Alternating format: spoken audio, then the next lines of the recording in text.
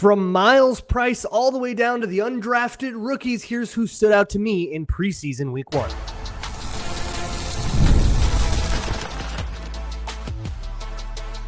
You are Locked On Vikings, your daily Minnesota Vikings podcast, part of the Locked On Podcast Network, your team every day. What's going on, everybody? Welcome to the Locked On Vikings podcast, where we're always trying to learn something new. This episode is brought to you by Gametime. Download the Gametime app, create an account, and use code LOCKEDON for $20 off of your first purchase. Today on the show, I want to step away from quarterback discourse. I have another one focused on just that for later on in the week, and talk a little bit about everybody else and so many storylines that came out of this preseason game, Vikings winning over the Giants 13-10, that is ultimately fascinating. Some up and down days, some guys that showed me exactly what I expect, and some guys that showed me the exact opposite. So we're going to rapid fire through a bunch of different takeaways about a bunch of different players, as many as I can cram in. Before I get started, just an FYI to make sure that I'm communicating with you, the listener. I'm going to be out of town for the rest of this week, so a lot of these episodes are going to come from an Airbnb that has Wi-Fi I don't know if I can trust, and weird. It's going to look weird, going to sound weird, might have some artifacts and stuff. So bear with me as I get through that, but I'll be back at home by the time the next preseason game is played, and we'll do all the live content and stuff then. So let's talk about Myles Price, because I think he's the guy that walks away as the biggest winner of the day. He has a couple of major plays. Two of them were on inaccurate Carson Wentz throws. One, Carson Wentz was hit as he threw, and the other one was that fade that was not a good fade ball. The one where he was hit as he threw was a deeper pass on a corner route, and Myles Price was pretty covered. A better defensive back picks that one off. So I think there's a little bit of a preseasoniness going on there, right? Where if that was the starters, that might have been 6 points the other way.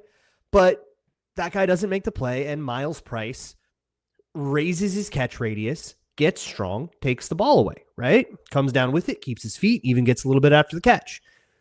That was a really cool strongman play. But the fade was way cooler to me. So when you throw a fade ball, I'll talk more about Carson Wentz later in the week, but for context, a wide receiver is not expecting a fade ball to come in at that low of an angle. That thing's got to shoot up a little bit more and take a little more time so the receiver can run that thing down.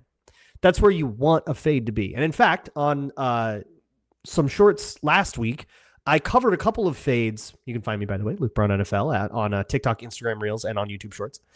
I covered a couple of fades from elsewhere in the league. There was a clip that went kind of viral of a Carnell Tate fade, and then one of Caleb Downs covering CeeDee Lamb on a fade. Both rookies looking really good on that one, so they went kind of viral. And I broke both of those down. And what you want in a fade is to basically jockey for position. The defensive back wants to be chest to chest with you. So you basically are both kind of locked onto each other, and then you're kind of looking up for the ball, right? And the receiver wants to take that whole apparatus and keep as much space as possible so that they can break off at the last second and go find it, and jump for it and go win that. And so the quarterback just wants to put it on the receiver's side. So this one was not conducive to that, not because it wasn't on Myles Price's side, but because it wasn't the kind of ball that you could really easily break away from and then go catch. He had to really kind of lay out for it, and ended up being this one-hander, which you had Justin Jefferson going crazy on the broadcast and stuff, which was a clip I looked back and saw later. Tons of fun. Go check that out. If you have not seen that, if you were like me, you were stuck with the Giants broadcast, you got to go watch Justin Jefferson in the third quarter losing his mind about Myles Price on that play. Fantastic stuff. And a couple of other productive plays as well. So Myles Price, looks like a receiver. One thing I'm going to do, probably while I'm on the airplane, so you're going to hear about this one from the Airbnb. Something I'm going to do is watch down that and Ty Felton and see how I feel about the route craft. But I have to put a pin in that for now and instead move on to a couple of the other headline players. So somebody from the first team offense, of course, they only played one drive, but Donovan Jackson had a really interesting day. He starts with a straight up pancake on that zone play that ended up with Aaron Jones going down the sideline. Donovan Jackson killed a guy on it. Then a couple plays later, he gets backdoored. So what I mean by that is it's a combo block. So he gets into the defensive tackle and then he climbs up to the linebacker, and that linebacker goes backside of the play, gets around him. And Jackson's got really flexible hips, so he didn't react in time to use that, which was unfortunate, to kind of still seal that guy off, and that linebacker ends up being able to shoot the gap from there and make the play. You kind of want to be a little more conservative about that, but it's so hard to be in that much control for linemen. They're just such big dudes. They're like, I'm not too mad about that kind of backdoor play, and typically what you will say is, look, if he wants, like, you're trying to seal him off to the play side, right? You're trying to seal the play side off from him, that is to say. And if he wants to go backside, then play side, and if he still makes the play, I had a coach tell me once, if he makes that play, God bless him, which is something that's been in my vernacular now. God bless him. Go ahead, dude. Like, if you can do that, we're not going to scheme around it. If you can do that, you can do that, and I guess you're just that guy. And that linebacker was that guy on that play. I don't know which giant it was, but that was a really good play from that guy. And so I'm not too mad at Donovan Jackson about that one. If you want to get really nitpicky, you could say, his aiming track was a little off or something like that. But really what it is you work front side because you're trying to seal front side. And if they go backside, you do it. They go backside, you get it. The very next play after that, though, is what I liked, which was a really strong curtain close. So this is something that probably technically counts as holding, but I would never see it called, where you kind of if you get a hand on the guy's kind of breastplate, if you get it like right on his collar, and you can kind of yank it down and like you're closing a curtain. So they say close the curtain is a great way for if you're trying to zone block somebody, you're trying to reach them, but they step with you and they deny you that reach. You get your hand on them, you kind of stab right into that sternum, try to get some control over their upper body that way, and then yank it down. Kind of technically counts as holding, but because your hands are on the inside, a ref is basically never going to call that. So you usually get away with it, and it ended up totally knocking the guy off balance, turns into a really nice block. So Donovan Jackson's day, on the whole, for me, something I'm pretty happy with. I kind of loved Ivan Pace's day.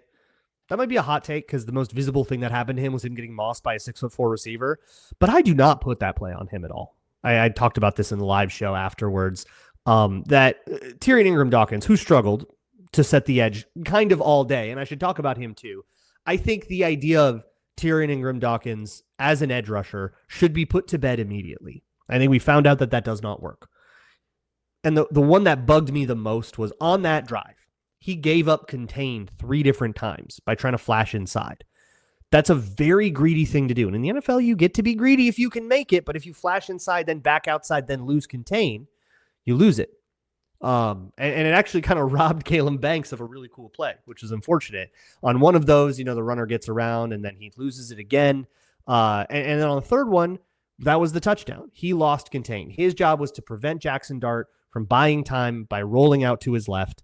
He tried to win the B gap to the inside, gave up that edge, and now Jackson Dart is out there giving a guy like Malachi Fields a bajillion years, and all he's got to do is lose a linebacker. So back to Pace, this is one of those context things, right? Yeah, it's a rookie and we're in the preseason and whatever, but Malachi Fields is 6'4" and he's a receiver. Ivan Pace is like, 5'9", 5'10"? He's a linebacker. He's not going to be as fast. He's not going to be as tall as Malachi Fields. I thought Pace hung with Fields pretty well, considering that it's a linebacker on a wide receiver, and got his hand up competitively best he could, made that throw be exactly as high as it was, and made Fields go up and get it. Physically, there is nothing more he could really do, and that's why he's not covering receivers all the time. He was in a really rough spot, functionally out of position, and made as good of play as I would expect him to play for that. So that one doesn't bug me, and outside of that play, there were a bunch of really cool ones, a bunch of awesome blitzes, shooting the gap, good reads. I thought Pace had a really sweet day. I thought Golday was all right as well. I'll get to the rookies more later. But the last thing I want to talk about with regard to kind of the headlines of these games and the preseason standouts, I tried to pay a little more attention to Ben Urasek and Gavin Bartholomew. And ultimately, I think it was fairly nothing burger days for both of them. They both did their jobs, but there weren't a lot of plays that came down to one or the other. But sometimes they would run outside zone that was supposed to get the edge on from both of those guys and to essentially run off the tight end, run off of his outside hip. And they both had plays like that Small edge to Bartholomew on those. I thought he would look like a better blocker on those. Urasek had a couple of issues. And then I think Urasek also had a catch or two on like a flat, but that doesn't matter too much to me because that, like any tight end will be able to do that. It's not a differentiating thing. So for what I could see, small edge to Bartholomew, but not a big one, and certainly not a big enough one where if you came away with the opposite conclusion that I would argue with you. If you think Urasek had a better day, go with God. That's fine. But next, I want to discuss all the rookies because the rookies all kind of had interesting days and they all are worth discussing, plus some late game studs that are worth shouting out as well. That will be next on Locked On Vikings. This episode of Locked On Vikings is brought to you by Gametime. There are more live events than ever worth seeing right now. Games, concerts, comedy shows, festivals. The hard part usually isn't deciding what you want to attend. It's actually getting the tickets. Between long wait times, confusing checkout processes, and surprise fees, buying tickets can sometimes feel harder than it should. That's why so many fans are turning to Gametime. The app is built to make buying tickets simple with upfront pricing, seat views before you buy, and exclusive savings opportunities that help you get to the events you want without the usual hassle. So, for example, if you want to get to the Vikings home opener, Vikings Packers, you can get in the door around $200 a ticket if you use Gametime, and you can see a panoramic view to make sure you are happy with those seats. Take the guesswork out of buying tickets to every type of event with Gametime. Download the Gametime app, create an account, and use code LOCKEDON for $20 off of your first purchase. Terms apply. Again, create an account and redeem code LOCKEDON for $20 off. Download the Gametime app today. Moving along here with the Locked On Vikings podcast. Thank you so much for hanging out here on Locked On Vikings. Let's get into some of the rookies. This is the thing everybody wants to know about, right? Like, how did the rookies do? So I think probably the next headline is what happened in the RB3 battle. I mentioned this a little bit in the live recap, but Xavier Scott's game did not look any better on a second watch. There were three particular pass protection mishaps. And in Claiborne's pass protection, he was like cutting guys or he was engaging in double teams. He was not in situations where he had to hold up as much as Xavier Scott did. So call that a neutral, where it was just a little easier for him, but he did it. But Xavier Scott really messed up. Like, he really lost his hold on the job if that was ever going to be like a strong thing. But keeping both of these guys also could have been an option. When I did 53-man rosters, I think I did that. I think I did keep both of them, and there was room to. And I think Scott lost his hold on that, on being RB4. That makes the team, even if he is RB4. Couple that with all the Demond Claiborne hype, and maybe something is cooking here. We will watch your career with great interest. I like that Claiborne was pressing linebackers in the gap, right? Where you kind of press toward one gap that a linebacker is filling into, because these linebackers are usually going to be responsible for two, or they're going to be like allowed to play into, and they're going to want to kind of, hey, if you're running into that gap, I'm filling it, but if you're going to fall back to another one, I fall back to it too. They play, it's called stack track fallback. And so you kind of want that fallback step is an important problem for a running back who wants to cut back into that gap and doesn't want the linebacker to follow him. So they press and they press and they press. They try to get that linebacker to come too far downhill, and then they switch gaps at the last minute, hoping that they're going to get caught up in the rash of bodies, right? Call it pressing the gap. And I saw Claiborne do that. That's a grown-up thing to do. That's a very adult running back move that you don't often see as much in, the younger levels when you're scouting these guys. That's something that I saw like Dalvin Cook only start to do really regularly around when he signed his first contract. Like, it took him a couple of years to get that. So that could be, if he's doing that coupled with all the speed, that's really exciting. The thing about him is the dude just breaks on contact. The fact that he is as small as he is means, he had a goal line carry, right? We all saw how that went, but that was also completely held hostage by Caleb Tiernan, who I guess I should talk about as well, as because holy Lord, that guy had a rough day. Tiernan had a super disastrous day. If he was not a third-round draft pick, I would be talking about him getting cut over it. He ruined two goal line plays. He ruined a screen. He got beat. He had those penalties. He got beat for pressure. just all around, and he got hurt by the end of the day. Just all around a day to forget for Caleb Tiernan. And I think it reopens the door for somebody like Walter Rouse to sneak back onto the roster as you go, okay, this guy can't play. But my guess is, I mean, you're not going to cut a third rounder in his first year. You'll give him a year in the slow cooker. But I'm going to guess that's a healthy scratch all year long, unless you get down to the depth and you start needing him, in which case, pray for us. So how about that front seven on the defense, though? With the three highest picks, Caleb Banks, Jake Olday, and Dominique Orge. And I would say I feel fairly positive, if not exclusively positive, about all three of them. I feel pretty exclusively positive about Jake Olday. He had one play that was a very good learning experience rep that, and I say that because it's like, it's so teachable and it's also so like such an easy correction to make where he gives up a completion. They're in their hot quarters thing. And as a linebacker, you don't want to chase things out to the flat, but you do still want to widen a little bit sometimes if the route takes you there. And there's this kind of balance between those two things. I think he missed the balance. He gives up a catch. He still goes and makes the tackle. It wasn't a first down. It was a fine play. But it's a very like, okay, here, this is exactly the situation that stresses these rules. And now we can have a conversation about like what you're supposed to do there, which is a nice thing to get on tape, a nice thing to talk about the next day in the film room. As for Banks and Orange, Caleb Banks had a very on-brand day. One of the plays where Tyrion Ingram Dawkins lost contain was, I think, the most like typical play of Caleb Banks coming into college. This is the guy that gave me precisely what I expected out of him. Somebody like Myles Price gave me quite a bit more. But on that play, Caleb Banks gets up and over the guard, swims into oblivion. And that's Banks' move. He's a swim move guy. Swims him to oblivion, gets into the backfield fast enough where the running back can take a track away from him, and all he can do is get one fingernail on him, gets a paw on him, technically goes down as a missed tackle. But usually the contain guy should be able to clean that up. Contain guy doesn't show. Now the thing gets out, and you waste a really good rep from Caleb Banks. And then like the next couple of plays, Banks is getting washed to heck because he gets up too high and he just gets like absolutely blasted. There's a couple really, really, really ugly ones for Banks. So a very up and down day in a very on-brand way. This is exactly what his draft evaluation was. He's going to get washed out because he plays too high. He's going to get good swim moves. Sometimes they're going to be so good that it's hard for him to go actually get the tackle because the running back has too much space in front of him because he won so fast. That latter case is a very good thing because your contain guy is not going to, typically, your contain guy is not going to lose his mind and like get caught in the inside. His whole job is to, box that stuff in. And I don't think the Vikings were playing spill and kill.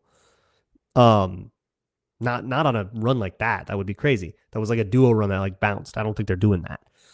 So all in all, that kind of play is going to be positive more than it is negative, but it'll maybe be a little frustrating because it doesn't turn into the thing you want it to turn into. But a lot of times it turns into a big run around and the running back's now juking and jiving and taking all kinds of angles and ends up with like a high effort gain of one, and it's still a positive play at the end of the day. And then Dominique Orange had a couple of flashes, definitely a guy that didn't stand out as much to me, but that also just was that also could just be my eye. I did notice that a lot of his best things were when he was slanting, which is exactly the way it was at Iowa State when the whole front would slant, which Flores loves and did a bunch of in this game. He has this really strong horizontal step, and he'd be able to kind of turn that into knifing penetration. And so when you would slant him and Banks, and if Redmond is also in there as well, if that turns into the three someday, and hey, that someday could be, in 2 weeks or whatever, or it could be in 2 years, like whatever. But if that's your starting three, you're slanting that front is just lethal. And Flores has a whole bunch of schematic reasons to want to do it too. That unlocks other stuff elsewhere in the front, and it could just be absolutely devastating. Really, really cool. So overall, I feel pretty good about how these rookies played, with the exception of Caleb Tiernan. And the kind of youth movement of the defense, I thought they had preseason debuts that were at least acceptable, if not outright exciting. So next up, the thing that kind of always goes by the wayside, and I want to make sure I give it some love. Late in the game, second half, we're all sitting there arguing on social media about J.J. McCarthy and talking about if Ty Felton and Myles Price really did what we thought they did and how did so-and-so look. And then guys are playing their tail ends off trying to make a team in the fourth quarter. Guys that don't feel like they maybe have it. Guys that aren't in the chalk, that aren't on anybody's 53-man rosters. And they're playing it like it's their Super Bowl. And a couple of guys really made the effort plays that show that. And I want to shout them out. I'm going to do that next on Locked On Vikings. This episode of Locked On Vikings is brought to you by Square. Behind so many of the local businesses people visit every day is Square, a platform designed to help businesses sell, manage, and grow. Whether it's a neighborhood coffee shop, a packed sports bar on game day, or your favorite restaurant, Square brings payments, banking, and more together in one connected system. It helps business owners spend less time managing technology and more time focusing on their customers. It's not just a payment processor, it's a complete business platform built to simplify the day-to-day. From accepting every major payment method to managing inventory and helping businesses access their earnings faster, Square gives owners the tools they need to run their business with confidence. If you ever go to one of those local mom and pop shops and wonder how does this one person get it all done, Square might be a part of it. Square might be a part of it. If you're starting a business or running one that deserves better tools, Square helps you sell, manage, and grow without slowing down.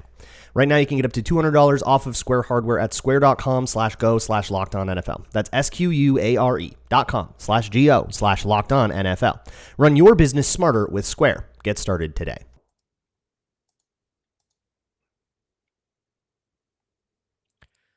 So let's talk about some late game heroes and guys to maybe keep an eye on for sneaking onto the roster. And I think the first guy I want to shout out is Jacob Roberts. The Calgary Stampeder. Shout out Tyler Forno. He's been singing this guy's praises for weeks. And boy, did that show up. And I'm not talking about the interception. That was such a preseason interception. And let me take a moment, because we're about to talk about, third and fourth stringers, to kind of address that point. There is something to your game looking better against worse players, right? Like I just finished recording a thing about Wentz and that play to Myles Price, where he kind of yanked the ball away. Well, against a regular defense, that play would have registered a lot worse to us if it had been intercepted, and a better defensive back would have a better chance of doing so, actually making that play. And so it's always something to keep in mind. However, there are certain things that have nothing to do with the strength of competition in front of you. Can you ID a run play quickly, whether that run play is run by ones or twos or threes, is still going to be largely the same challenge. Now, can you disengage the block? It's going to matter a lot if that guy's a 1 versus a 2 versus a 3. But just IDing that like Jacob Roberts had to, he was moving a step or two before everybody else on his side of the field. And so you get this idea of a guy that just, he looks like a 2 playing among the 3s or a 1 playing among the 2s. For Jacob Roberts, he was playing among the 3s and 4s and looked like he didn't belong in that group. He was just moving a little faster, hitting a little harder, ended up making a lot of plays about it.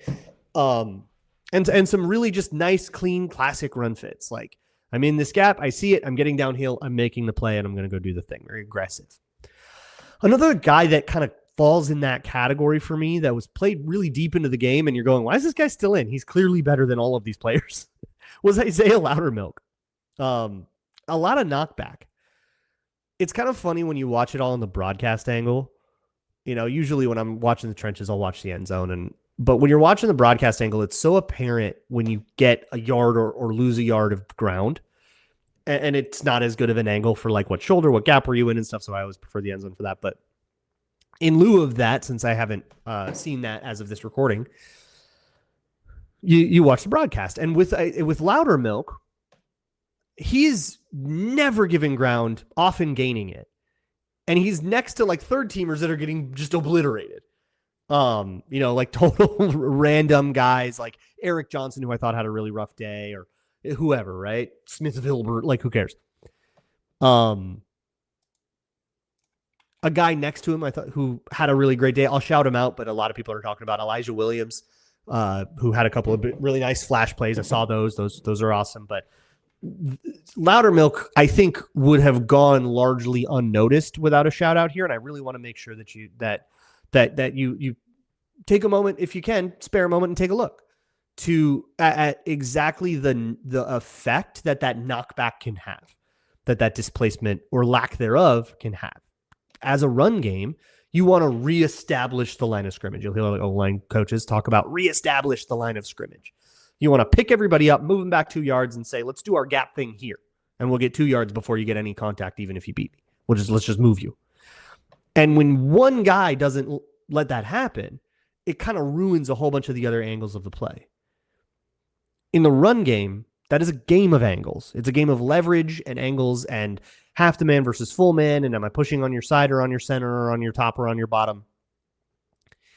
And you ruin a lot of that for the offense if just one guy can refuse to be displaced, even if that guy does not bother to make the tackle.